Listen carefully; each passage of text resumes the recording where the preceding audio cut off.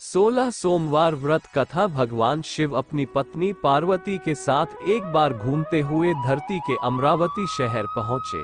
वहां शिव जी का एक बड़ा सा मंदिर राजा ने बनवाया था। शिव पार्वती दोनों को वह मंदिर पसंद आया, इसलिए दोनों वहीं रहने लगे। कुछ दिनों बाद मां पार्वती ने भोलेनाथ से कहा, प्रभु, मुझे चौसा खेलने की इच्छा है।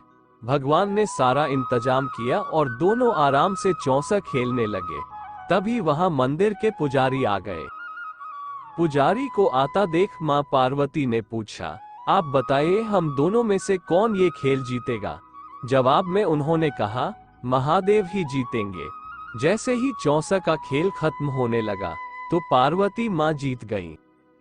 माता पार्वती ने पुजारी की बात गलत साबित होने पर उन्हें झूठ बोलने की सजा के रूप में श्राप देकर कोढ़ी बना दिया। फिर पार्वती शिव जी के साथ कैलाश लौट गई। अब लोग उस कोढ़ी पुजारी से दूर भागने लगे।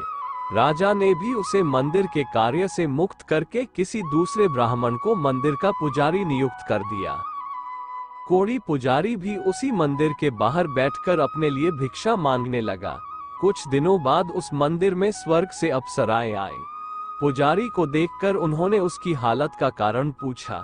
उसने मां पार्वती द्वारा मिले श्राप के बारे में उन्हें बता दिया। सारी बातें जानने के बाद अप्सराओं ने पुजारी को पूरे 16 सोमवार तक विधिवत व्रत रखने के लिए कहा। पुजारी को इस पूजा की विधि नहीं पता थी, तो उसने अप्सराओं से इसके बारे में पूछा। उन्होंने बताया कि हर सोमवार को सूर्योदय से पहले उठना होगा। फिर नहाकर साफ कपड़े पहनने के बाद गेहूं के आटे से 3 अंग बनाना।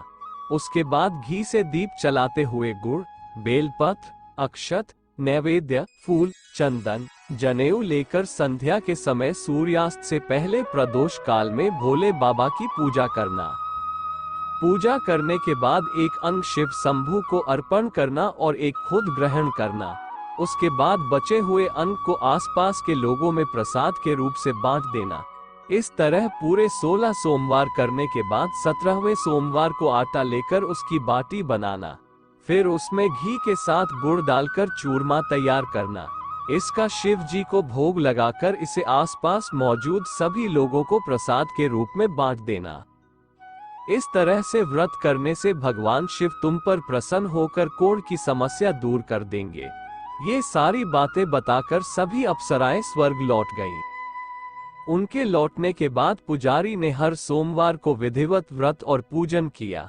16 सोमवार पूरे करने के बाद 17वें सोमवार को सबको प्रसाद बांटते ही उसके कोढ़ की समस्या दूर हो गई। पुजारी के ठीक होने पर राजा ने दोबारा उस मंदिर में पूजा पाठ करने का जिम्मा उसे सौंप दिया। होते होते एक दिन दोबारा भोलेनाथ अपनी पत्नी पार्वती जी के साथ उसी मंदिर में पहुंचे। पार्वती जी ने जब देखा कि वो कोढ़ मुक्त हो गए हैं, जो उन्होंने पुजारी से पूछा कि ऐसा कैसे हुआ। जवाब में पंडित ने उन्हें 16 सोमवार व्रत करने की अपनी कथा के बारे में बताया। पुजारी की बात सुनकर मां पार्वती काफी खुश हुई। उन्होंने भी 16 सोमवार व्रत रखने की ठान ली। इसके लिए मां पार्वती ने पुजारी से पूरी विधि जानी और अपने नाराज बेटे कार्तिकेय को वापस पाने के लिए नियम से व्रत करने लगी। 17वें सोमवार को जब उन्होंने सबको प्रसाद बांटा तो उसके कुछ दिनों बाद ही कार्तिकेय लौट आए। उन्होंने मां पार्वती के पास पहुंचकर पूछा, माता, अचानक कुछ हुआ कि मेरा सारा गुस्सा ही खत्म हो गया। क्या आपने कोई उपाय किया था? जवाब में पार्वती जी ने 16 सोमवार के व्रत की कथा सुनाई। ये सुनकर कार्तिकेय को भी 16 सोमवार का व्रत करने का मन हुआ, क्योंकि वो अपने मित्र ब्रह्मदत्त के दूर जाने से दुखी थे। माता पार्वती से 16 सोमवार व्रत की विधि जानकर उन्होंने परदेश गए अपने दोस्त ब्रह्मदत्त की वापसी की मनोकामना के साथ व्रत शुरू किया। पूरे 16 सोमवार व्रत करने और उसके विधि विधान से समापन करने के कुछ ही दिन बाद कार्तिकेय का दोस्त लौट आया। वापस आने के बाद ब्रह्मदत्त ने कार्तिकेय से पूछा, आखिर ऐसा क्या किया तुमने कि मेरा मन बदल गया? मैं बिल्कुल भी वापस आना नहीं चाहता था, लेकिन एकदम तुम्हारा ख्याल आया और मैं लौट आया। कार्तिकेय ने भी अपने दोस्त ब्रह्मदत्त को 16 सोमवार व्रत की महिमा के बारे में बताया। इसके बारे में जानने के बाद ब्रह्मादत्त ने भी व्रत रखना शुरू कर दिया। व्रत खत्म होते ही वह अपने दोस्त कार्तिकेय से विदा लेकर यात्रा पर निकल गया।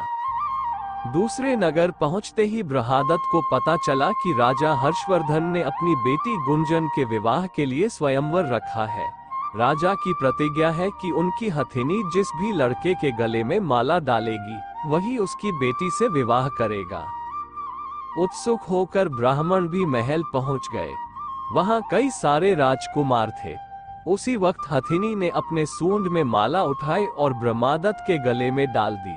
राजा ने अपनी प्रतिज्ञा को पूरा करने के लिए ब्राह्मण ब्रह्मादत्त से अपनी बेटी का विवाह करवा दिया। शादी के बाद ब्राह्मण से उसकी पत्नी ने पूछा, आखिर आपने ऐसा कौन सा अच्छा कार्य किया था कि हथिनी ने सबको छोड़कर आपको मेरे लिए चुना। ब्रह्मादत्त ने उसे 16 सोमवार व्रत के बारे में बताया। राजकुमारी ने ये सब जानने के बाद अपने पति से विधि पूछकर व्रत करना शुरू कर दिया। व्रत के समापन के बाद उसे एक सुंदर सा बेटा हुआ जिसका नाम गोपाल रखा गया। गोपाल जब बड़ा हुआ तो उसने अपनी माँ से पूछा, आखिर मैं आपके ही घर पैदा क्यों हुआ, कौन सा शुभ कर्म आपने किया था। गोपाल को उसकी माँ गुंजन ने 16 सोमवार व्रत कथा सुनाई। गोपाल ने भी शिव भगवान की महिमा जानने के बाद बड़े से राज्य को पाने की चाह में 16 सोमवार व्रत रखना शुरू कर दिया। व्रत पूरा होते ही एक दिन पास के ही राजा को गोपाल पसंद आ गया। उन्होंने अपनी बेटी मंगला से उसकी शादी करवा दी। कुछ ही दिनों बाद उस राजा का देहांत हो गया। अब गोपाल ही पूरा राज्य संभालने लगा। गोपाल ने भगवान शिव को धन्यवाद कहते हुए दोबारा 16 सोमवार का व्रत रखा। इसके समापन के दिन उसने अपनी पत्नी से सभी सामग्री पास के शिव मंदिर तक पहुंचने के लिए कहा। मंगला ने खुद जाने के बजाय पूजा की सामग्री कुछ सेवकों के हाथों मंदिर तक पहुंचा दी। उसी दौरान आकाशवाणी हुई, राजन, तुम्हारी पत्नी ने 16 सोमवार व्रत का आदर सम्मान नहीं किया। अब तुम उसे अपने महल से तुरंत निकाल दो, वरना तुम्हारा सब कुछ खत्म हो जाएगा। गोपाल ने अपनी पत्नी को अपना आदेश न मानने और भगवान शिव के अनादर के लिए महल से निकाल दिया। अब वह भूखी प्यासी दर दर भटकने लगी। उसे जो भी सहारा देता उसका सब कुछ चौपट हो जाता था। एक दिन उसने एक बुढ़िया की सूत की गठरी को छुआ तो सारा सूत हवा में उड़ गया। फिर उसे एक तेनाली ने रहने के लिए घर दिया तो उसके सारे तेल के मटके खुद ब खुद टूटने लगे। ऐसी मनहूसियत को देखते हुए हर किसी ने उसे अपने यहाँ से निकाल दिया। अब उसकी कोई मदद नहीं करता था। प्यास के मारे जब वो किसी नदी के पास पानी पीने के लिए पहुंचती तो वो नदी सूख जाती। फिर एक दिन वह जंगल में पेड़ के नीचे छांव पाने के लिए बैठी। उसी वक्त वह पेड़ सूख गया। देखते ही देखते सारे हरे भरे पेड़ सूखने लगे। कुछ देर बाद वो एक तालाब में पहुंची। वहां का पानी जैसे ही उसने छुआ उस पर कीड़े पड़ गए। ये सब देखकर वो हैरान हो गई और उसी कीड़े वाले पानी को उसने पी लिया। भटकते भटकते एक दिन रानी पुजारी के पास पहुंची। उसे देखकर पुजारी समझ गया कि इसके साथ कुछ सही नहीं चल रहा है। उसने रानी को मंदिर में ही रहने की इजाजत दे दी। रानी मंदिर में सब्जी या फल को हाथ लगाती तो वो सड़ जाते, आटे को छूती तो उसमें कीड़े पड़ने लगते, पानी से बदबू आने लग जाती। ये सब देखकर पुजारी ने कहा, लगता है तुमसे कोई बड़ा अपराध हुआ है जिससे नाराज होकर देवताओं ने तुम्हें दंड दिया है।